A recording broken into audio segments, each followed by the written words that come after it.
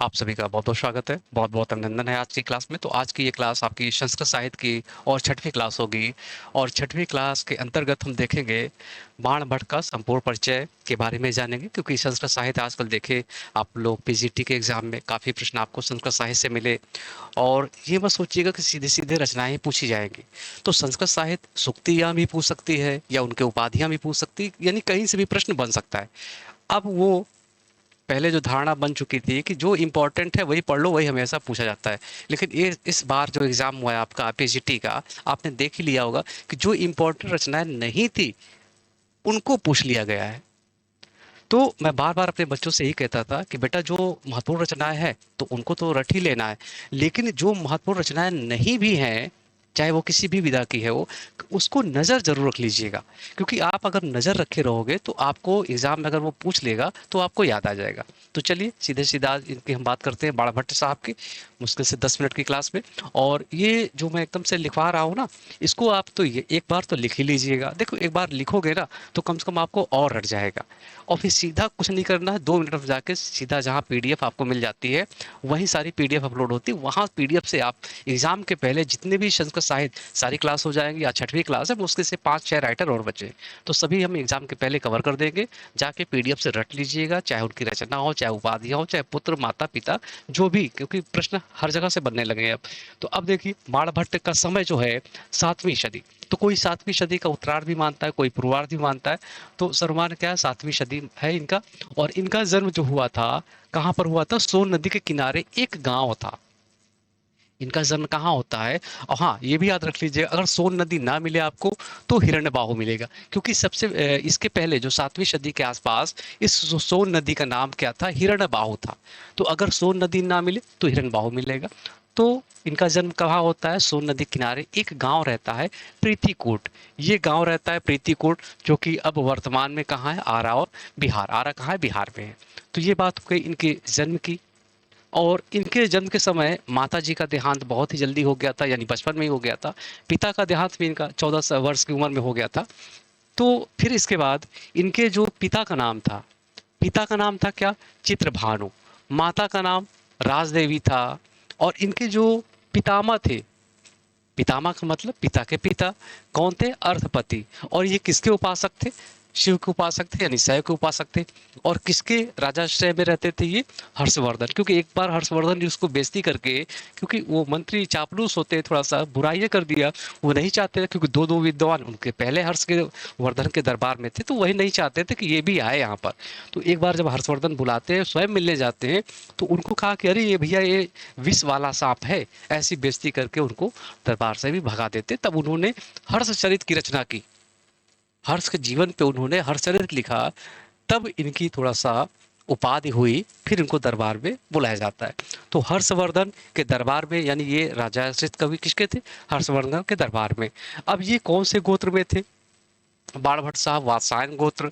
तो ये गोत्र रट लीजिएगा। इनके पुत्र जो भूषण भट्ट थे, क्योंकि इनका जो ग्रंथ है कादंबरी वो अधूरा ग्रंथ है, उसको पूरा करने वाले भी कौन है? भूषण भट्ट ही है। तो ये भी ध्यान दीजिएगा, इनके पुत्र का नाम क्या था? भूषण भट्ट। फिर इनके गुरु रट लीजिएगा, इंपॉर्टेंट, इसको कर लीजिएगा, भरवू। ये इनके गुरु थे, यानी इनके गुरु का नाम क्या था? भरवू।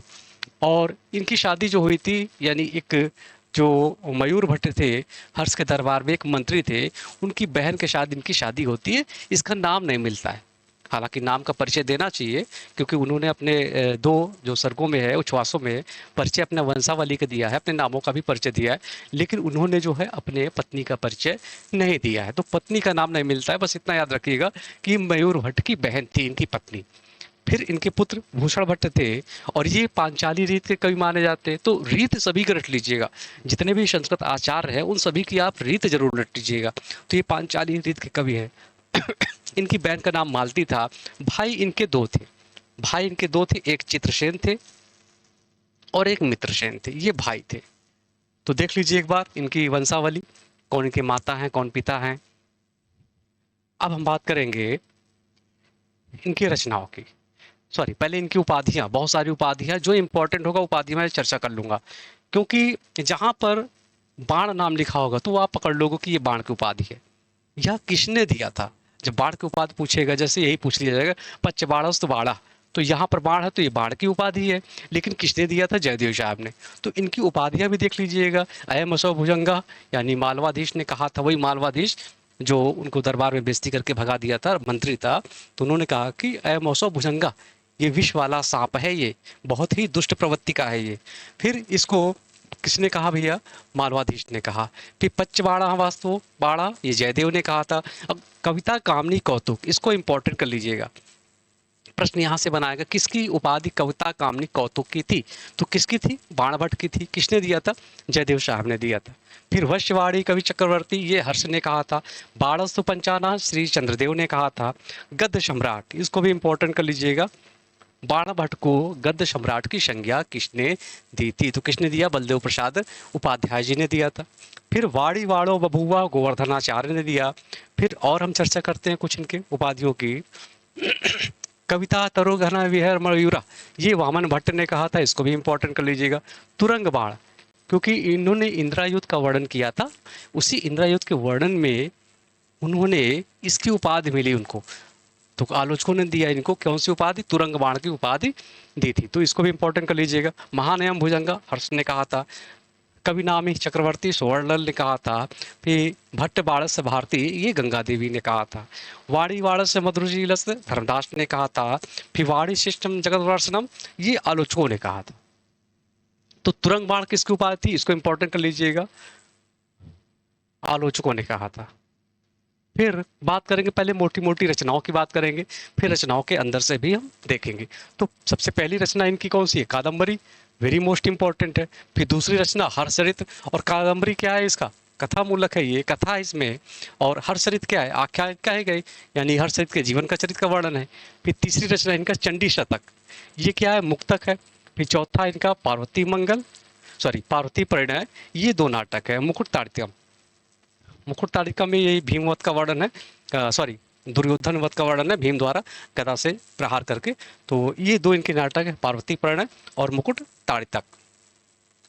अब हम इनकी एक एक रचनाओं को देखेंगे। सबसे इंपॉर्टेंट की रचना कौन सी है? कादम्बरी। तो कादम्बरी को वेरी मोस्ट इंपॉर्टेंट कर लीजिएगा।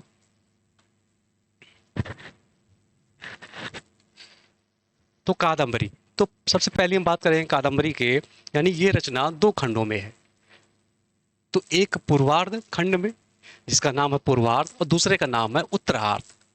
फिर श्रृंगार रस की प्रधानता है, पांचाली रीति कविता से ही, पांचाली रीति, उपमा, रूपक, अनुप्रास, उत्प्रेक्षा आदि अलंकारों का इन्होंने भरपूर प्रयोग किया है। और यह ग्रंथ अपूर्ण था, जिसको इनके पुत्र ने, क्या नाम था? भूषण भट्ट,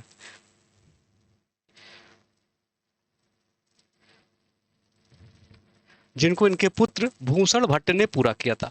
तो ये याद रखिएगा, अगर पूछ लेगा प्रश्न की कादम्बरी का कौन सी रचना, सॉरी बाण भट्ट की कौन सी रचना अपूर्ण है और उसको किसने पूरा किया था, क्योंकि अपने पुत्र को पास बुलाते हैं, फिर पूछते हैं वो, क्योंकि उनको पता चल जाता है कि भैया हमारा अंतिम समय आ गया है, तो वो इनके जो पुत्र हैं उन्होंने पूरा किया था, उनका नाम था भूषण भट्ट। तो ये याद रखिएगा। फिर उपजीव का उपजीव का यानी उसका आधार स्रोत क्या है? हर रचनाओं का उपजीव काव्य हमेशा रट लीजिएगा, अगर उसका कुछ उपजीव काव्य है या आधार स्रोत ग्रंथ है तो उपजीव काव्य क्या है? वृहद कथा, यानी जो गुणाद ने लिखा था वृहद कथा, ये उपजीव काव्य है।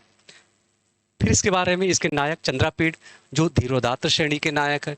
धीरोदात्त हमने आपको बताया था कि जो विशाल गुणों वाला हो, धैर्यशाली नायक हो, उसको हम क्या कहते हैं? धीरोदात्त कहते हैं।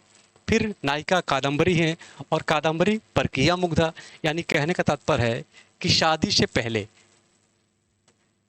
यानी विवाह से पहले, विवाह से पूर्व लिख लीजिए सीधा सीधा, विवाह से पहले ये परकीया मुग्धा रखती हैं और विवाह बाद स्वकीय हो जाती है। विवाह बाद ये हो जाती स्वकीय नायिका। फिर उपनायक पुंडरीक, पुंडरीक का नाम वैशंपायन भी रहता है। उपनायिका महाश्वेता, श्रृंगार रस की अधिकता है इसमें।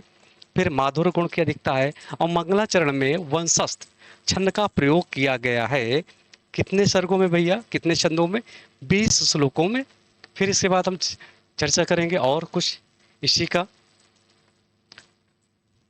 चलिए, अब सबसे इंपॉर्टेंट क्या है कि कादम्बरी में 3 जन्मों की कथा है। तो प्रथम जन्म में चंद्रमा पुंडरीक रोहिणी कपिजल रहते हैं, फिर दूसरे जन्म में चंद्रापीड़ हो जाते हैं, वह शैम्पान पत्रलेखा इंद्रायुध इंद्रायुध जो घोड़ा रहता है, फिर शूद्रक सुख सुख जो तोता रहता है, कपिजल जो चंडाल कन्या तोता लेकर आती है ना सुख को, तो सुख जो है दाहिना पैर निकाल के राजा के सामने जो है उसकी बड़ाई में एक सुक्ति कहता है, तो वो बहुत प्रभावित होता है क्योंकि सुख बहुत विद्वान था वो सुख। तो याद रखिएगा, ये प्रथम जन्म में चंद्रमा पुंडरीक रोहिणी कपिजल, फिर दूसरे जन्म में चंद्रापीन वैशाम्पन पत्रलेखा इंद्रायुध, फिर तीसरे जन्म में आपके शूद्रक सुख कपिजल और चंडाल कन्या। तो ये प्रथम जन्म हो गया, ये दूसरा जन्म हो गया, ये तीसरा जन्म। फिर प्रमुख वर्णन यानी सुख वर्णन, चंडाल कन्या वर्णन, विद्यावटी वर्णन, सामली वृक्ष वर्णन, महाश्वेता वर्णन, कादम्बरी वर्णन, उज्जैनी वर्णन, शूद्रक वर्णन, इंद्रायुध वर्णन और जाबाली वर्णन, अर्थात से सरोवर वर्णन। फिर इसके बाद हम बात करेंगे प्रमुख सूक्तियां। सूक्तियां सभी रट लीजिएगा, कभी कभी अब सूक्तियों से भी प्रश्न बन जाता है। तुराज्ञा विरलाहि उपदेष्टार विस्मो विषयम विषाद स्वाद मोह चंद्र प्रभो न दहति किम नाम खली करोति लक्ष्मी रीति। ये चार ये इंपॉर्टेंट हो गए और सूक्तियां ये पांच ही इंपॉर्टेंट हो गए। ये टोटल 10 सूक्तियां हैं, 10 को रट लीजिएगा। अति गहनम तमो यौनम प्रभुवम ना परिश्यम रचते स्तन युगम, ये वेरी मोस्ट इंपॉर्टेंट कर लीजिएगा। स्तन युगम सृष्णात समीप, क्योंकि यही सुख कहता है, सबसे पहला श्लोक यही आपका सुख का है।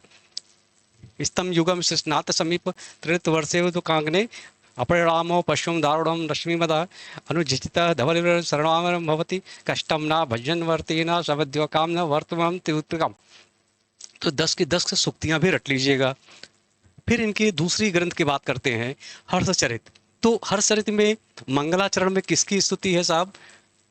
शिव की स्तुति है, क्योंकि शैव के उपासक थे ये भी याद रखिएगा। सबसे पहले हमने यही बताया ना कि शैव के उपासक थे, तो मंगलाचरण में किसकी स्तुति है? शिव की स्तुति की गई है। फिर इसमें क्या है? हर्ष के जीवन चरित का वर्णन है। और 8 उच्छ्वासों में, तो ये दिखिएगा 8 उच्छ्वासों में ये ग्रंथ लिखा गया है। लेकिन प्रथम दो उच्छ्वासों में उन्होंने अपना परिचय दिया है, यानी प्रथम 2 उच्छ्वासों में बाणभट्ट साहब ने अपना परिचय दिया है। तो पहले में वंश परिचय दिया है, फिर दूसरे में उन्होंने राजदर्शन की बात कही है। तो पहला 2 जो उच्छ्वास हैं उन्होंने अपना परिचय दिया है। फिर वीर करुण श्रृंगार रस की प्रधानता आख्यायिका विधा में लिखा गया ये। फिर बात करेंगे हम अगले इनकी रचना की चंडी शतकम। तो चंडी शतकम ये भगवती चंडी की स्तुति की गई है। इसमें कौन से छंद में? स्निग्ध धरा छंद में भगवती जी की स्तुति का वर्णन है। इसमें किसमें? स्निग्ध धरा छंद में किया गया। फिर पार्वती परिणय जैसे नाम ही परिणय, तो 5 अंकों का ये क्या है? नाटक है। कितने अंकों का नाटक? 5 अंकों का नाटक है। शिव और पार्वती के विवाह का वर्णन किया गया है। फिर मुकुट ताड़िता, ये क्या है? ये नाटक है साहब। अब मुकुट ताड़ितक में क्या है? नाटक है। इसमें ये इसका कथा का मूलक क्या है, यानी किस पर आधारित है? ये महाभारत की कथा पर आधारित है। और भीम द्वारा दुर्योधन की हत्या का वर्णन इसमें किया गया है। तो रट लीजिएगा, मुश्किल से 8 से 10 मिनट की क्लास होगी, इसको लिख लीजिएगा सभी जो भी पॉइंट है। और हालांकि आपको पीडीएफ मिल ही जाएगी, लेकिन एक बार जरूर लिख लिया करें। इसलिए हमने कम से कम आधे घंटे मेहनत करते हैं, आपको मुश्किल से 10 मिनट में ही समझा के आगे बढ़ जाते हैं अगली क्लास के लिए। ठीक है, तो लिख लीजिएगा, हर हाल में रट डालिएगा, क्योंकि आप आगे मेन लड़ाई होनी है टीजीटी की। वहाँ इंटरव्यू नहीं होना है, जिसके अच्छे नंबर आएंगे सीधा सेलेक्ट हो जाएगा। ठीक है, तो सभी को भैया धन्यवाद, सभी को नमो बुद्धाय।